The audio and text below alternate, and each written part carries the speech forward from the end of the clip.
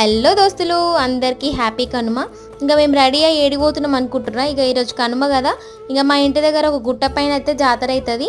ఇంకా అదైతే చూడనికే పోతున్నాం. ఇంకా మా వాళ్ళు ఇద్దరు అద్దాలు పెట్టుకొని హీరోలాగా ఉన్నారు ఈరోజు. నాకైతే హీరోలే వాళ్ళు. ఇక మా ఆయన బండి అయితే పార్క్ చేసి వచ్చిండు. ఇంకా గుట్ట పైనకైతే వెళ్తున్నాం.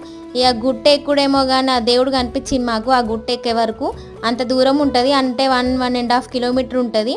ఇంకా లైన్లు మళ్ళీ దాంట్లో అదొక 10-15 రౌండ్లు ఉన్నాయి. మా ఆయన ముందే చెప్పిండు, నాకు తెలిసిన వాళ్ళు ఉన్నారే చక్కగా పోదాంపా అంటే, ఎందుకు జనాలు లేరు కదా, నడు రౌండ్ తిరుగుదాంపా అని చెప్పి తిప్పిపించిన. ఇంకా తిరిగే వరకే దేవుడు కనిపించింది మాకు. ఇంకా మళ్ళీ ఒకసారి చూద్దామని అయితే గుళ్ళకి వచ్చేసినాం. ఇక 50 రూపాయలు పెట్టి అర్చన టికెట్ అయితే తీసుకున్నాం. ఇంకా అర్చన కూడా చేయించేసినాం.